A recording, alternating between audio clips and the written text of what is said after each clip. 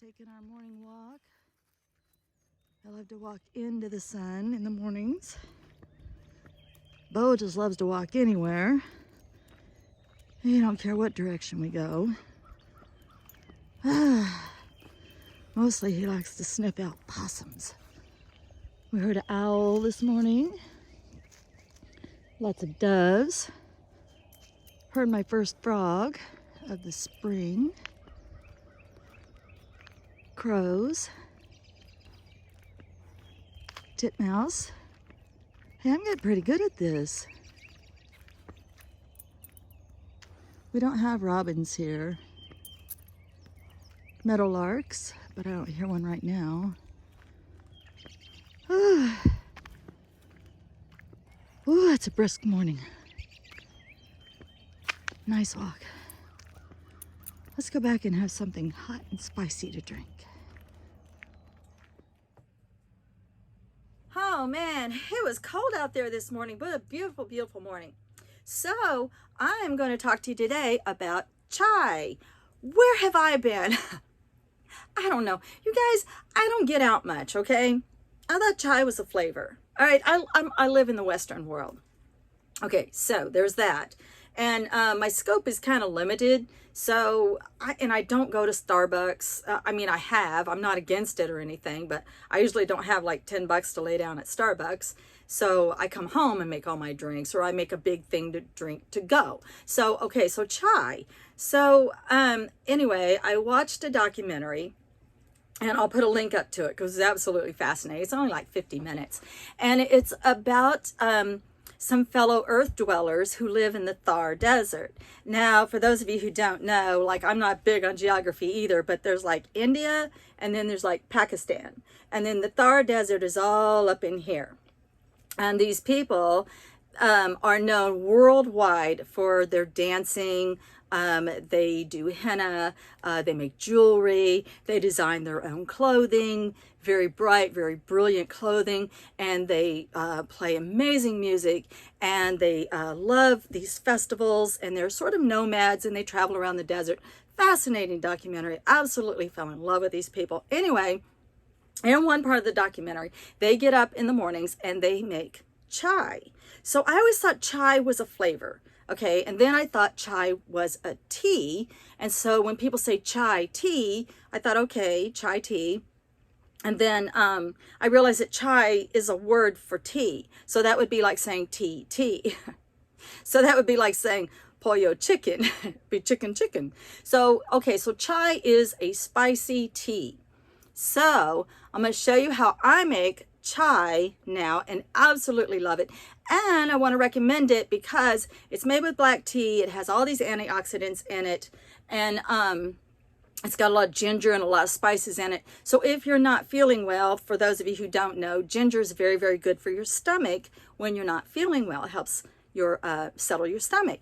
And so I would imagine that if I was sick like I was last summer, this chai would have been amazing. So let's go ahead and make some chai, shall we?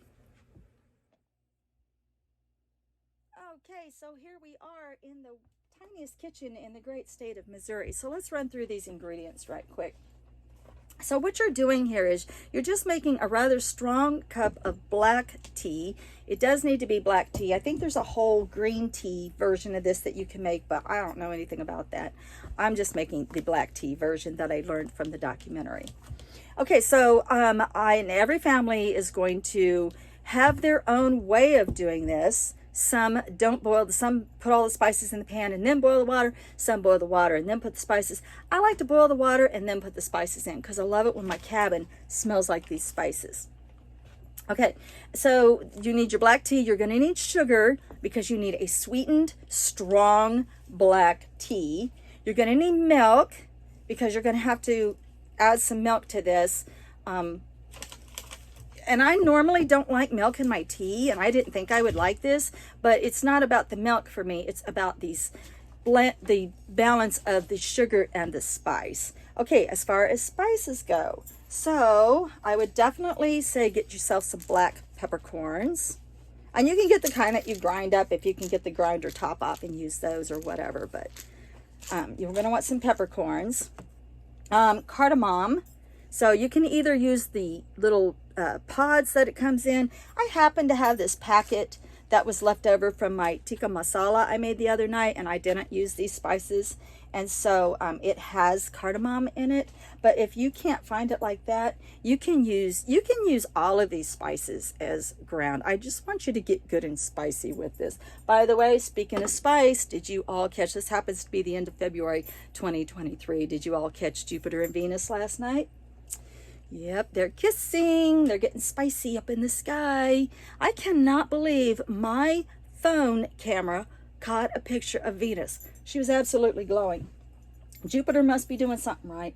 So, okay, so back to these spices. So you're going to want cinnamon.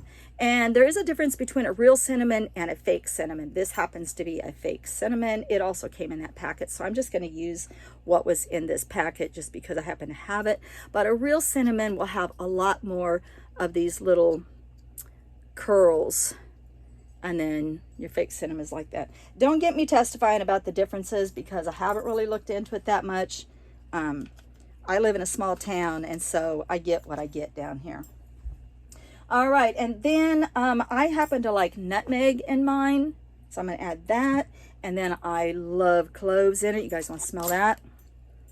I knew you want a little sniff of that. And then ginger. Slice your ginger up really thin so you get the best bang for your buck with that. And what else? Did I say the nutmeg? I think that's all the spices. And then don't forget your sugar. All right, so I'm going to get my water to boil. Then I'm going to add my tea, and I'm going to add my spices. Okay, we're boiling pretty good. So we're going to add our tea and make a pretty strong tea here. And then you got to, of course, strain all of this back out.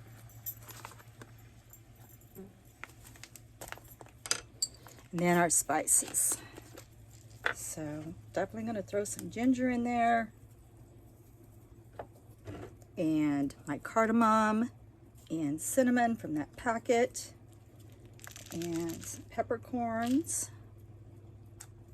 It smells so good. Oh, it smells so good. I haven't even added the cloves yet. Oh my goodness. Okay, and then I give this a minute or two to really brew, and oh my goodness, you guys, you should smell this. Oh, it smells so good. Okay, so I'm going to go ahead and finish this up, and then I'm going to strain or I'm going to add my milk to it, but I'm not going to do my milk until the very end because I really don't want my milk overcooked in this. So I'm just going to brew this up for a few minutes, and I'll be right back. So after this is brewed down for a while, and you can really smell those seasonings, and you smell that tea and everything, I usually do about 2 parts tea to 1 part milk, but like I said, I'm not crazy about the milk in my tea, so I hold back a little bit on my milk. But then just go ahead and put that in there.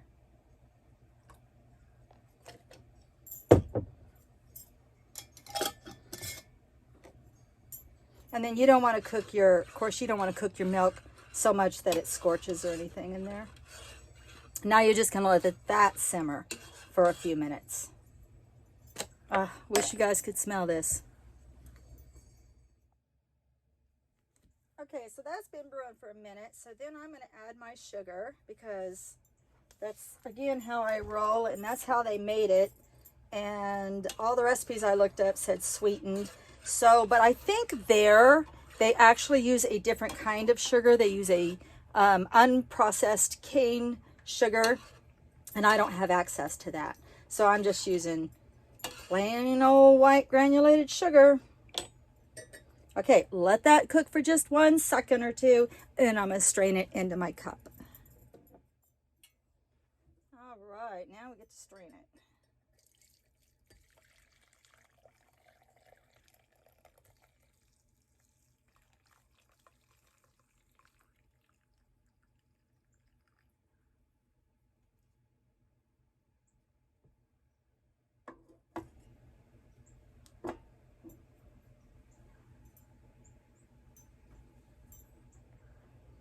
All right, guys. This is two different cultures from around the world. Beautiful, beautiful earth-dwelling people everywhere, and spicy planets in the sky.